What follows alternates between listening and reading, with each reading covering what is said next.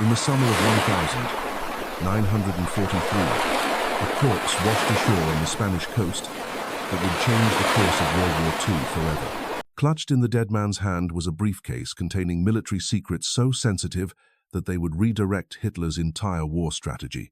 But here's the twist that makes this story absolutely extraordinary. The corpse was a homeless vagrant who had died from rat poison. The military secrets were completely fabricated, and the entire operation was designed by British intelligence to fool the most paranoid dictator in history. This is the story of Operation Mincemeat, a deception so audacious that it sounds like fiction, yet it succeeded beyond anyone's wildest imagination. Picture this: you're Adolf Hitler in 1943, and your empire is cracking under Allied pressure. North Africa has fallen, your Italian allies are wavering, and you know with absolute certainty that the Allies are planning their next move. The question isn't whether they'll invade Europe through the Mediterranean. The question is where. Any fool looking at a map could see the most obvious target. Sicily sits like a stepping stone between Allied forces in North Africa and the soft underbelly of Axis Europe. It's so obvious that it has to be the target, right? That's exactly what British intelligence was counting on Hitler to think, and then completely change his mind about. The masterminds behind this elaborate game of chess with human lives were two unlikely partners working in the shadows of British intelligence. Ewan Montagu, a brilliant barrister from an aristocratic background who had traded courtrooms for the secret world of naval intelligence, and Charles Cholmondeley, a nearsighted Royal Air Force officer who had been seconded to MI5. These two men would spend months crafting what historians now call one of the most successful deception operations in military history. But their plan didn't emerge from thin air. It came from the creative mind of a man who would later become famous for creating the world's most famous fictional spy. In September 1939, as Europe plunged into war, Lieutenant Commander Ian Fleming circulated a document that would later inspire James Bond's most outrageous adventures. The Trout Memo, as it came to be known, compared deceiving enemies in wartime to fly fishing. Fleming wrote that a fisherman casts patiently all day, frequently changing venues and lures, always trying to attract fish with something sent out from his boat. The memo contained 54 different ways to fool the enemy, but number 28 was so outrageous that even Fleming called it a suggestion, not a very nice one. The idea was simple in concept, but ghoulish in execution. Find a corpse, dress it as a British soldier, stuff it with fake documents, and let enemy forces discover it. Fleming admitted the idea came from a 1937 crime novel, but in the desperate circumstances of 1943, fiction was about to become deadly reality. By early 1943, the strategic situation in the Mediterranean had reached a critical point. Allied forces had crushed Axis resistance in North Africa, and everyone knew the next step was an invasion of southern Europe. Winston Churchill had even announced publicly that the Allies would attack the underbelly of the Axis, especially Italy. Through Italy. The problem was that Hitler wasn't stupid. German intelligence could read maps just as well as anyone else, and Sicily was the obvious target. If the Allies wanted any chance of success, they needed to convince Hitler to look somewhere else. We must consider the name. The broader deception campaign, codenamed Operation Barclay, was already underway. British intelligence was creating fake armies, broadcasting misleading radio chatter, and strategically purchasing Greek maps and currency to suggest an imminent Balkan invasion. Hitler was known to be obsessed with protecting the Balkans, the source of crucial raw materials for the German war machine, including copper, bauxite, chrome, and oil. But these efforts alone weren't enough. They needed something more convincing, more personal, more human. They needed a dead man to carry their lies. The challenge facing Montagu and Cholmondeley was unprecedented in the annals of espionage. Step one of their plan was simultaneously simple and impossible. Find a corpse. Not just any corpse, but a very specific type of corpse. The body had to be young, male, and recently deceased. It had to have no next of kin who might ask awkward questions. Most importantly, it had to be fresh enough to convince German pathologists that it belonged to someone who had drowned at sea while carrying vital military intelligence. In wartime London, with bodies piling up from bombing raids and military casualties, you might think corpses would be easy to find. You would be wrong. The top-secret nature of their work meant Montagu and Cholmondeley couldn't simply waltz into a morgue and request a body for their spy operation. They needed help from someone with access to the recently deceased and the discretion to ask no questions. That someone was Sir Bernard Spilsbury, Britain's most famous pathologist, who connected them with Bentley Purchase, the coroner for the street, Pancras district of London. Purchase understood the gravity of their request and began his own covert search for the perfect candidate. On January 28, 1943, Purchase contacted Montagu with news that he had located a suitable body. The corpse belonged to Glyndwr Michael, a 34-year-old vagrant who had died from eating rat poison containing phosphorus. Purchase assured them that the small amount of poison in the system would not be detectable in a body that was supposed to have been floating in seawater for several days. When Montagu worried that the undernourished corpse didn't look like a fit military officer, Purchase dryly observed that he didn't need to look like a field officer, only a staff officer who was more accustomed to desk work than physical training. Behind this clinical discussion of corpses and deception lay a deeply human tragedy. Glyndwr Michael had been born in Abwehr, a small town in South Wales, where he had worked part-time jobs as a gardener and labourer. His father, Thomas, a coal miner, had killed himself when Michael was just 15 years old. His mother died when he was 31, leaving him completely alone in the world. Homeless, friendless, depressed, and penniless, Michael had drifted to London, where he lived on the streets during one of the harshest winters in memory. On a bitter January night in 1943, Michael was found in an abandoned warehouse near King's Cross, seriously ill from mesting rat poison. Whether his death was suicide or the desperate act of a starving man eating poisoned bread crusts intended for rats, no one would ever know. He lingered for 2 days in St. Pancras Hospital before dying at the age of 36. His death certificate listed the cause as phosphorus poisoning, took rat poison, bid to kill himself while of unsound mind. In life, Glyndwr Michael had been forgotten by society, ignored by passers-by, and abandoned by fortune. In death, he was about to become one of the most important figures in the Allied war effort. Purchase agreed to preserve the body in a mortuary refrigerator at exactly 4 degrees Celsius. Any colder, and the flesh would freeze, which would be obvious when the body thawed. Any warmer and decomposition would accelerate beyond the point of usefulness. He warned Montagu and Cholmondeley that they had a 3-month window to use the body before it became unsuitable for their purposes. The clock was ticking, and the fate of the Sicily invasion hung in the balance. With their grim, raw material secured, Montagu and Cholmondeley faced the monumental task of transforming a Welsh vagrant into a convincing Royal Marines officer. This wasn't simply a matter of putting a uniform on a corpse. They were creating a complete human being from scratch, someone whose life story would need to withstand the scrutiny of German intelligence analysts trained to spot deception. Every detail mattered because one inconsistency, one overlooked element, could expose the entire operation and doom thousands of Allied soldiers to death on Sicilian beaches. The creation of Major William Martin required the kind of meticulous attention to detail that would have impressed the most demanding fiction writers. Born on March 29, 1907, according to his fabricated identity documents, Martin was son of John the Belover Glyndwr Martin and the late Antonia Martin of Cardiff, Wales. His military record showed a competent but unremarkable career in the Royal Marines, exactly the sort of officer who might be trusted to carry sensitive documents, but wouldn't be so important that his loss would trigger massive investigations. But a convincing identity required more than official paperwork. Montagu understood that the Germans would examine every aspect of their discovery, so he created what he called pocket litter, the accumulated detritus of daily life that makes a person real. Martin carried ticket stubs from a London theatre, the performance departure night before his suppose, bills from his Savile Row tailor complaining about overdue payments, and a stern letter from his bank manager about his overdraft. There was a receipt for an engagement ring from a prestigious London jeweller, and most importantly, passionate love letters from his fiancée. The fiancée herself was a stroke of genius.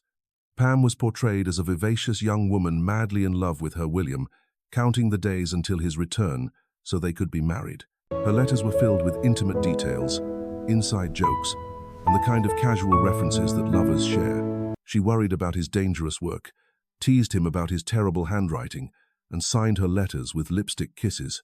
To create Pam's photograph, which Martin carried in his wallet, The team recruited Jean Leslie, a young MI5 clerk, who posed for pictures without ever knowing the true purpose. Her image would become the face of a romance that existed only in the imagination of British intelligence officers.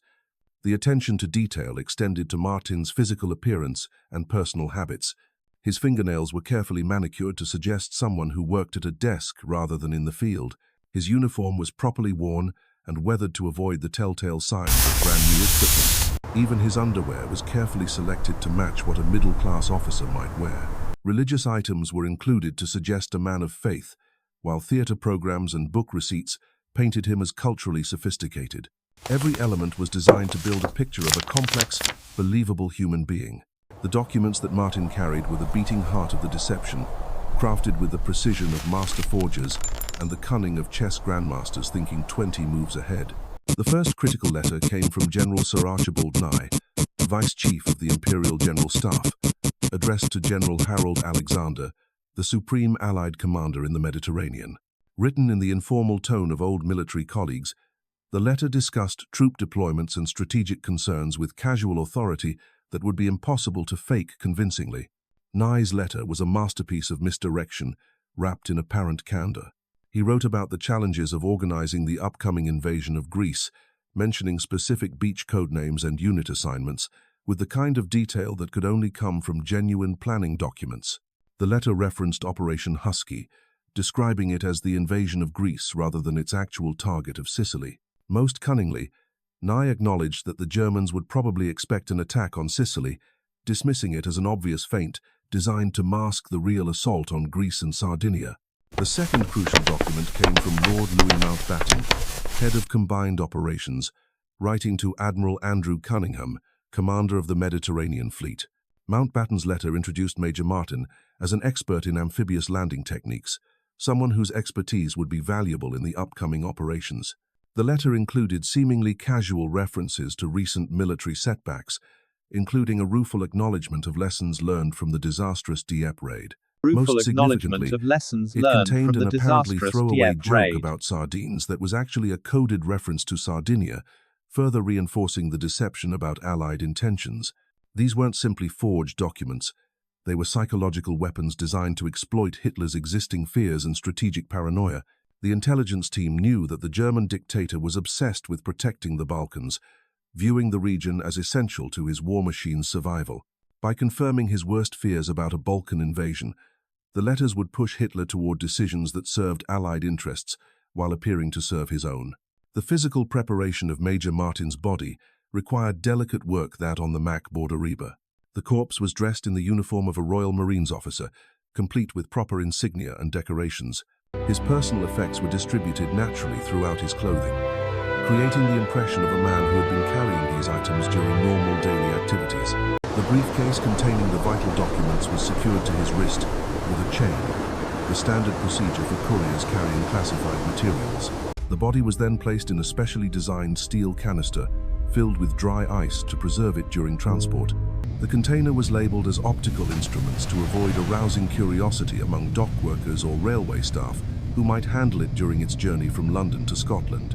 Every aspect of the transport was planned with military precision because discovery at this stage would not only doom the operation, but potentially reveal British intelligence capabilities to German agents operating throughout the United Kingdom.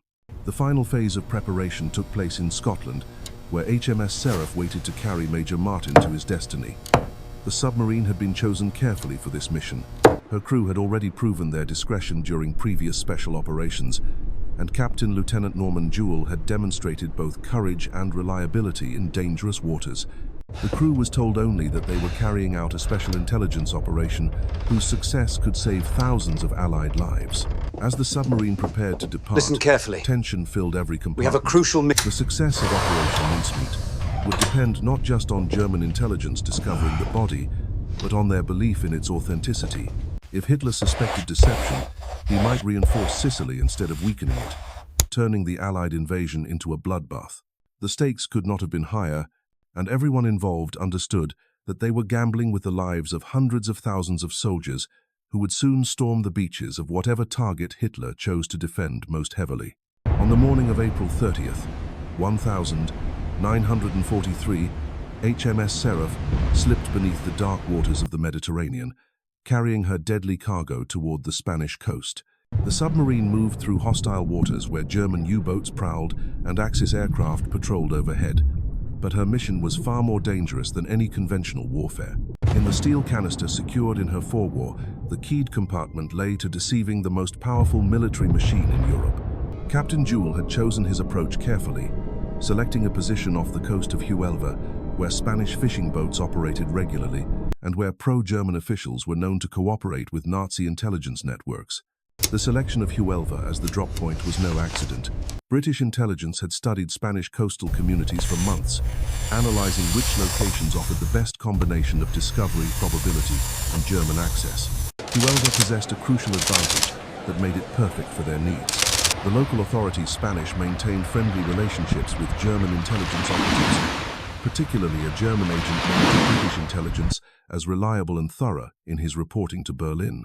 If Major Martin's body washed ashore near Huelva, the documents would almost certainly reach German hands within hours rather than days. Weather conditions on that fateful morning were ideal for the deception.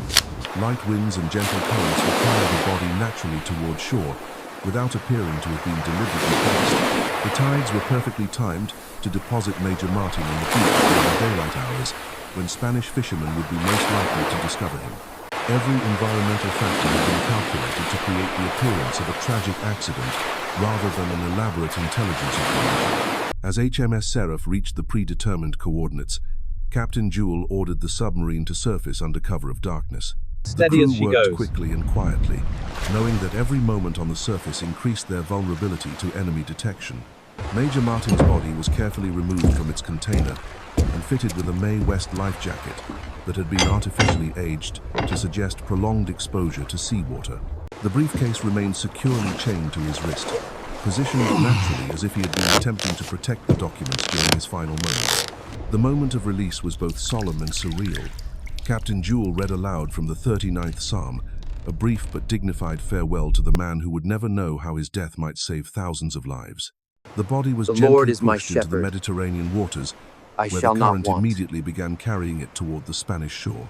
As HMS Seraph slipped beneath the surface and began her journey back to base, Captain Jewel transmitted a coded message that would echo through the corridors of British intelligence. Mincemeat complete. The discovery unfolded exactly as British intelligence had hoped. Spanish fishermen found Major Martin's body floating near the shore and immediately notified local authorities. The Spanish Civil Guard took possession of the corpse and its attached briefcase, following standard procedures for handling military personnel washed up on neutral shores. Within hours, word of the discovery had reached German intelligence officers in the area, who immediately recognized the potential significance of a dead British officer carrying what appeared to be classified documents. The Spanish authorities faced a delicate diplomatic situation. As an officially neutral nation with secret sympathies toward Nazi Germany, Spain needed to balance its obligations under international law with its desire to maintain good relationships with both sides. The solution was elegant in its duplicity. The briefcase would be opened and examined by Spanish officials before being returned to British diplomatic representatives. But during this examination, German agents would have ample opportunity to photograph or copy any documents of interest. German intelligence officer Karl Erich Kühlenthal received copies of the documents within 24 hours of their discovery. Kühlenthal was no amateur spy but a seasoned intelligence professional who had spent years developing networks throughout neutral Spain.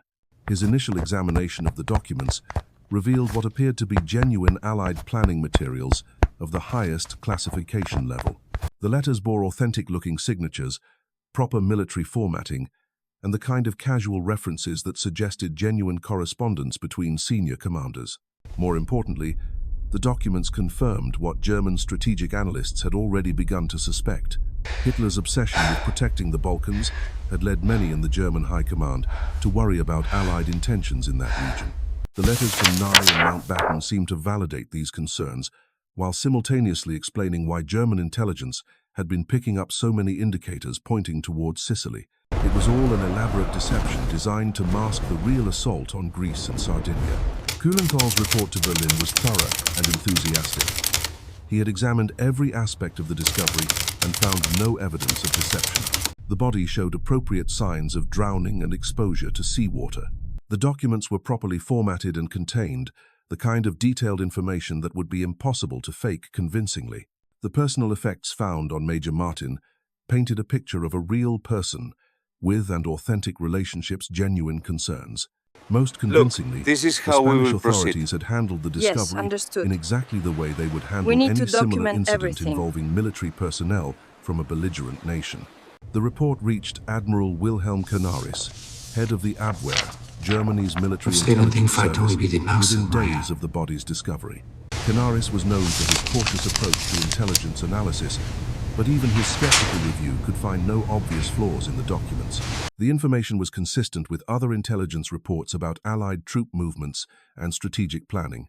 More significantly, it aligned perfectly with German assumptions about Allied intentions and capabilities.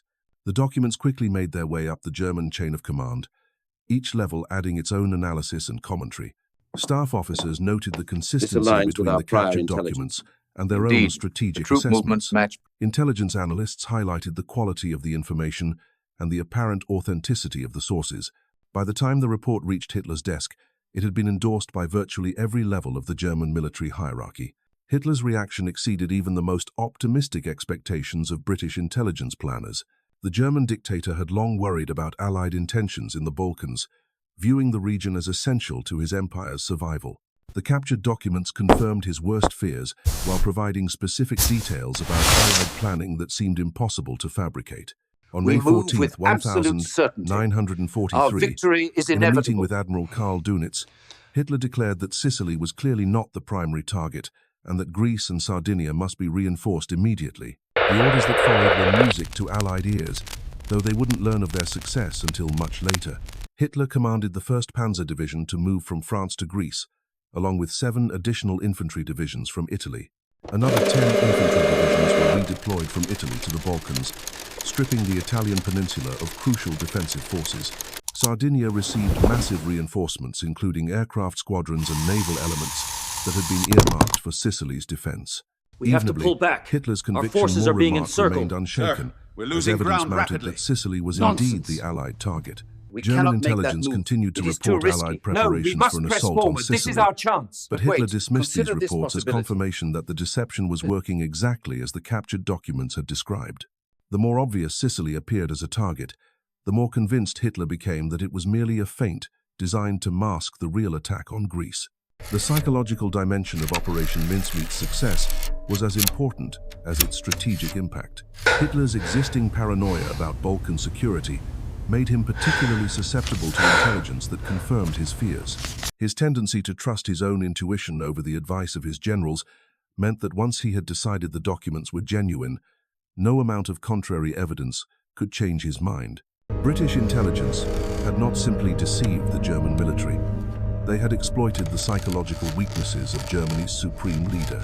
High-ranking Nazi officials did need to express some reconsider concerns the about the eastern flank. authenticity of the documents, with at least one senior figure reportedly telling Hitler that the discovery felt like a deception. However, these doubts were overwhelmed by the apparent quality of the intelligence and its alignment with existing German strategic assumptions. The very audacity of the deception worked in its favor, because few intelligence professionals could imagine that the British would risk such an elaborate operation on something as unreliable as a floating corpse. The success of Operation Mincemeat created a cascade of strategic advantages that extended far beyond the immediate tactical benefits. German forces that should have been defending Sicily were scattered across the Mediterranean, weakening Axis defensive capabilities at the crucial point of Allied attack. Supply lines that should have been strengthening Sicily's fortifications were redirected to Greece and Sardinia. Most importantly, the element of surprise that seemed impossible to achieve against such an obvious target had been restored through the simple expedient of making Hitler believe his own strategic analysis was wrong. As July 1943 approached and Allied invasion fleets assembled in North African ports, German defensive preparations reflected the success of British deception efforts. Sicily remained lightly defended compared to Greece and Sardinia, with many of its best units having been transferred to other theaters. The island's coastal fortifications received lower priority for reinforcement and supplies. German leaving, commanders sir. in Sicily We found can't hold themselves them back. pleading for additional They're troops and just equipment leaving. while watching their best units march away toward other destinations. The stage was set for one of the most decisive campaigns of World War II, and the odds had been tilted dramatically in favor of the Allies through the simple expedient of a dead vagrant carrying fake documents. Operation Mincemeat had achieved something that massive bombing campaigns and elaborate military maneuvers had failed to accomplish.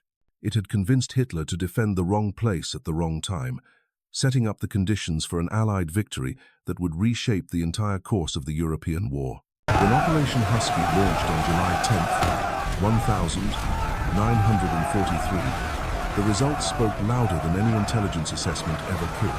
More than 150,000 Allied troops stormed the beaches of Sicily, expecting fierce resistance and finding instead an island stripped of its best defenders. The British had predicted 10,000 casualties in the first week of fighting. They suffered fewer than 1,500. The Royal Navy had prepared for the loss of 300 ships. They lost 12. What was supposed to be a brutal 90-day campaign ended in just 38 days of fighting. But the true measure of Operation Mincemeat's success wasn't found in casualty figures or battle statistics. It was found in the fact that even as Allied forces poured across Sicilian beaches, Hitler remained convinced that the real attack was yet to come. The master of Europe, the man who had conquered most of a continent through cunning and brutality, had been completely fooled by a homeless Welsh vagrant and 2 British intelligence officers with vivid imaginations. The ripple effects continued long after the last German defender fled Sicily. The rapid Allied victory contributed to the fall of Mussolini's government and Italy's eventual surrender. German forces that might have been reinforcing the Atlantic Wall were scattered across the Mediterranean. Most remarkably, Hitler even suspended his crucial offensive at Kursk, partly because he still believed he needed reserves available for the Balkan invasion that would never come. In the end, Operation Mincemeat stands as perhaps the most successful deception operation in military history, a testament to the power of human ingenuity over brute force. It proved that in warfare, as in life, the greatest victories sometimes belong not to the strongest or the bravest, but to those creative enough to make their enemies defeat themselves. Glyndwr Michael, forgotten in life and anonymous in death, had posthumously saved thousands of lives and changed the course of World War II. Sometimes the most extraordinary heroes are the ones who never know they were heroes at all.